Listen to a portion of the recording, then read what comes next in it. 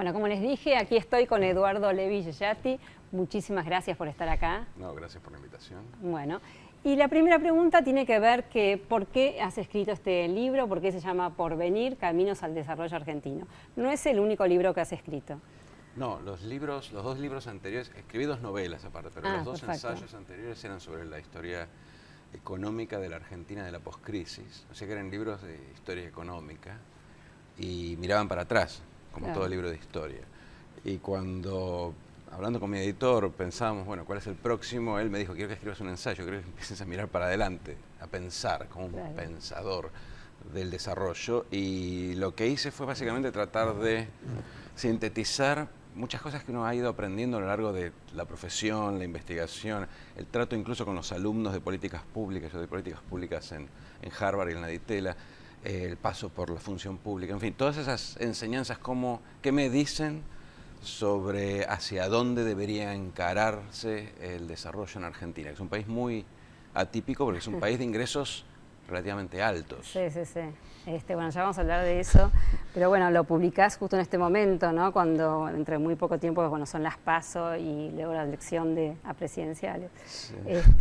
Tiene que ver también con el momento, me imagino. Sí y no. O sea, yo trato de adelantar el debate, igual me da la sensación de que hoy en la campaña está mucho más cifrada en temas de corto plazo.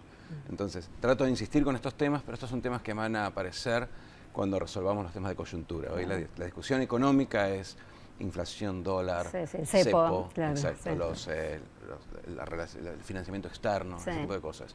Son cosas que creo que se van a resolver, espero que se resuelvan de manera rápida, 6 meses, 12 meses. Cuando resolvamos esto, nos vamos a desayunar con que es bien difícil crecer, con que eso no es suficiente, que es lo que se está viendo en el resto de Latinoamérica. Claro. Entonces el libro un poco trata de anticipar ese debate, porque más vale que empecemos a pensarlo ahora, pero Claro. hoy la campaña está desplazada hacia lugares más coyunturales. Sí, ya vamos a hablar de la campaña. Bueno, como vos dijiste, hablás de futuro en este libro y decís que no querés ir tanto al pasado, pero obviamente uno aprende del pasado, de los errores, de los fracasos. Y mi pregunta es, nosotros como sociedad, ¿qué aprendimos de nuestros fracasos? Si hemos aprendido algo. Es una pregunta muy grande, no sé, Sí. la sociedad como tal, no sé dónde está. Creo que hay algunas cosas muy específicas que se aprenden. De las hiperinflaciones de los 80 aprendimos a cuidar la inflación, y entonces la inflación fue más baja, nunca hemos vuelto a esos niveles. De las crisis financieras de los 90 aprendimos a no no sobreendeudarnos en dólares, por ejemplo. Hay cosas que se van aprendiendo. Del 2000 espero que hayamos aprendido al menos que las recuperaciones no son desarrollo, que no son crecimiento. Sí. O sea que si el año que viene, resolviendo algunos de estos temas coyunturales, crecemos 2, 3, 4%, de pronto empezamos a levantar, que no nos gane la complacencia y pensemos que ya la encontramos, que encontramos el nuevo modelo argentino para vender al exterior. O sea, la autocomplacencia, tanto de los 90 como en los 2000, creo que ya 2 veces, en 2 décadas seguidas, ya creo que es una lección. Yo espero que los políticos hayan aprendido. Espero que sí, porque en otras cosas tampoco hemos aprendido, ¿no? A veces pasa que, bueno, tenemos crisis como recurrentes, ¿no? Y nos damos cuenta que no hemos aprendido. No todas las crisis son iguales. Sí. La forma en que se desarrolló el ciclo argentino de alto crecimiento y ahora estancamiento, hace 4 años, vale recordar que no crecemos acá, que crecemos alrededor de 0. Este ciclo no es el mismo ciclo que tuvimos en los 90, tiene otras características. Entonces, no es que las crisis se parecen porque de pronto estamos bien y después estamos mal, pero es una percepción muy epidérmica. La naturaleza de las crisis, la naturaleza del ciclo es distinta, y de hecho el año que viene lo que vamos a tener en esta transición no es para nada parecido al 2001 o al 89. Entonces el escenario es muy distinto. Vamos a tener una situación que no es de crisis, sino de estancamiento, y vamos a tener una situación global que no nos va a ayudar tanto a despegar como nos ayudó a mediados de los 2000. O sea, una buena y una mala, si querés. Claro. Pero lo cierto es que ese contexto me da la sensación de que al menos nos va a ahorrar esa recuperación fácil que siempre nos lleva a la complacencia. Me parece que rápidamente nos vamos a dar cuenta que necesitamos hacer algo más para crecer que simplemente resolver las cuestiones coyunturales. Eso me impresiona en este libro porque, bueno, en algún momento dije, al diablo, todo lo que tenemos que hacer, ¿no?, para desarrollarnos. Y es verdad, vienen tiempos, si queremos realmente de una vez por todas, ¿no?, dejar de tener estas crisis recurrentes y desarrollarnos como nación, hay que hacer los deberes, y los deberes implica sacrificio, trabajo arduo, políticas públicas a largo plazo. Entonces me da que pensar en este liderazgo que vos hablás del nuevo liderazgo. ¿Cómo tiene que ser este nuevo liderazgo? El liderazgo en realidad son muchos liderazgos. Claro. O sea, no es solamente, como a veces parecería que la sociedad asume un presidente fuerte que nos lleve, que nos indique el camino, etc. Eso en general fracasa, sobre todo porque cuando uno concentra mucho el poder en una sola persona, esa persona tiende a desviarse del objetivo de la sociedad. Me parece que el liderazgo tiene que ser múltiple. Tiene que haber liderazgo de la clase política, pero también tiene que haber, para reformar, por ejemplo, el sistema judicial, que tantas sospechas despierta generalmente en Argentina, uno necesita liderazgos dentro del sistema judicial para tener una participación activa, una relación fructífera entre el Estado y el sector privado. Uno necesita liderazgos privados, empresarios que piensen en el país, que alineen al menos parcialmente sus intereses a los intereses de largo plazo del país. Claro. Necesitamos gente que piense a más largo plazo, que se dé cuenta que el desarrollo no es algo que vamos a ver nosotros posiblemente, o lo veremos incipientemente, que es algo para nuestros hijos.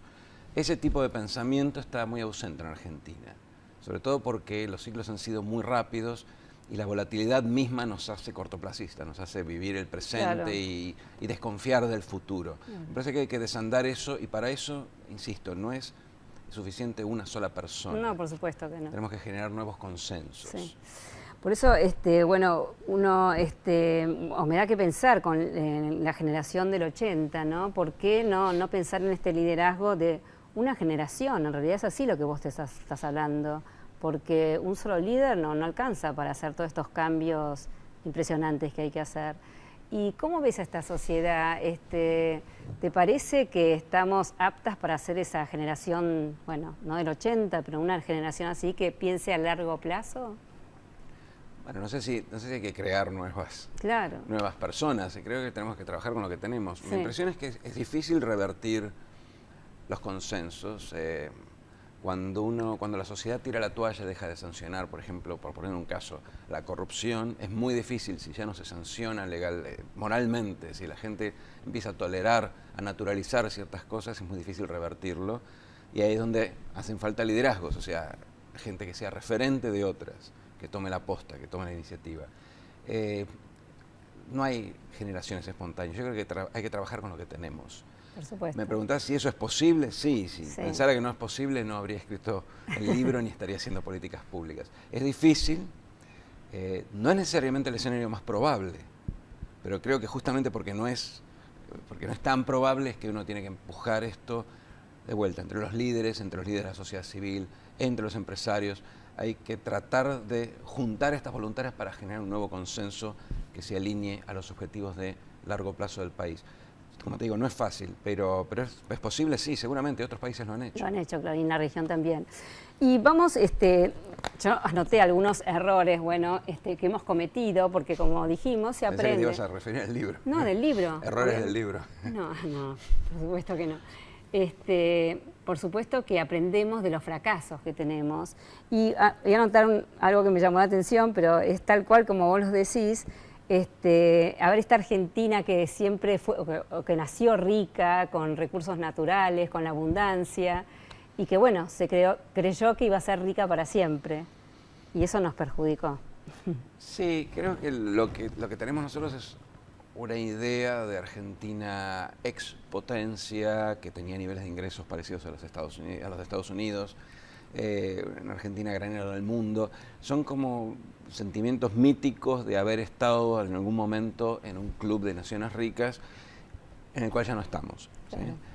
Eso lo que hace es, vos sabés que es más fácil cuando uno empieza de abajo que cuando uno estuvo arriba, cae y tiene que volver a subir. ¿Sí? El inmigrante tiene todo el incentivo y toda la cabeza puesta en salir de la pobreza, y le mete paciencia y esfuerzo, y sale de la pobreza y educa a sus hijos y genera esa cultura, no te digo del esfuerzo, pero la cultura de elaborar el desarrollo. El tipo que estuvo arriba y cayó tiene siempre la tentación de subirse un atajo, tratar de llegar antes, tratar de volver lo antes posible, como si efectivamente se lo mereciera sin necesidad de volver a reconstruirlo. Y si bien la psicología no es todo lo que explica el fracaso del desarrollo Pero argentino. Hay muchos sí. otros factores y están un poco explicados en el libro. También es cierto que nosotros culturalmente de pronto no hacemos un elogio de la cultura del trabajo, por ejemplo. Nosotros nos falta mucho para el desarrollo. Y tenemos que empezar a pensar que realmente nos falta mucho para el desarrollo, porque si nos ponemos ansiosos, esa ansiedad se transmite en nuestros dirigentes, en nuestros políticos, y los inducimos a que lleven adelante políticas cortoplacistas y después votamos la reelección del tipo que nos dio el mayor consumo transitorio. Tenemos que revertir ese cortoplacismo. Pero algo de eso, como decía, está medio en la cultura, tiene que ver con esta nostalgia de una riqueza de vivir de rentas, como decís vos, de vivir de rentas, ¿no? Exacto, de zafar. Esa cultura del zafar. De encontramos petróleo en la Patagonia, entonces con eso zafamos. Claro, ahora viene Vaca Muerta y bueno, por ahí sí, ya vamos a estar muy bien. Siempre esperamos que nos salve la campana, que venga el maná del cielo. Bueno, el desarrollo, como te digo, es el crecimiento, el desarrollo, el crecimiento como nación, es un trabajo que lleva muchos años, que lleva generaciones. Y uno tiene que empezar también a hacer la prédica cultural, es parte de todo, para que la gente tenga paciencia y no vote al tipo que le prometa el próximo globo. Por supuesto. Y también decís que gastamos casi siempre estamos gastando más de lo que tenemos o de lo que podemos, ¿no? Y mi pregunta es si recordás algún gobierno de estos últimos años aquí en la Argentina que haya sido más austero, que no haya gastado de más. En los últimos 30 años es muy difícil, tanto en los 90 como en los 2000, cuando lo que tuvimos lo gastamos.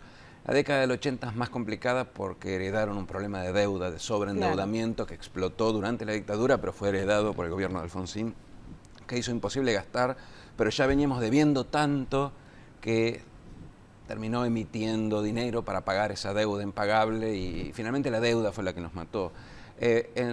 Durante la dictadura se gastó también más de lo que uno se pensaba y se sobreendeudó. El país tiene ciclos de sobreendeudamiento que son el reflejo de una situación donde uno gasta más de lo que efectivamente puede devolver.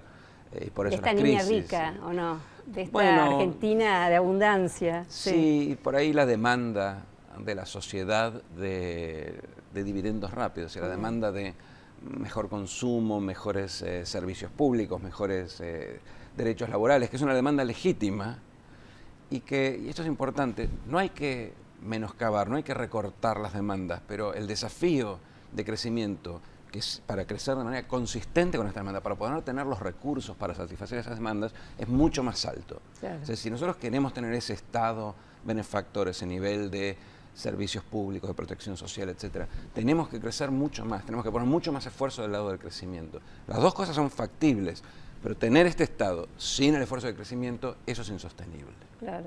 Entonces, en vez de recortar el Estado, yo creo que la prédica es hacia enfatizar el tema del esfuerzo de desarrollo. Solo creciendo podemos garantizar lo que tenemos. Claro, y quizá más.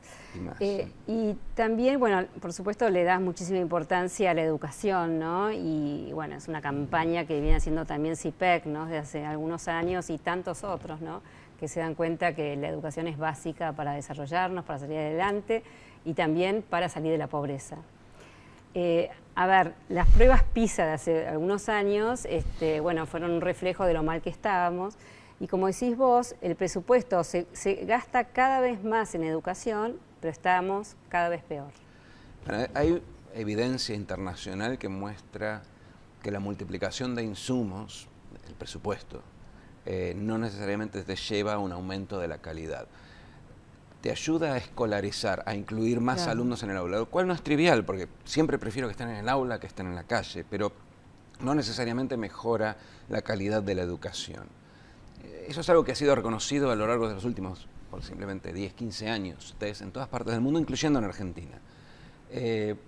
A mí me da la sensación de que hoy el problema argentino de educación, ya con niveles de escolarización bien altos, no pasa tanto por los recursos pecuniarios. Obviamente hace falta que los docentes ganen bien, que las escuelas la infraestructura sea correcta, pero me parece que el enfoque está fallando y que se hace mucho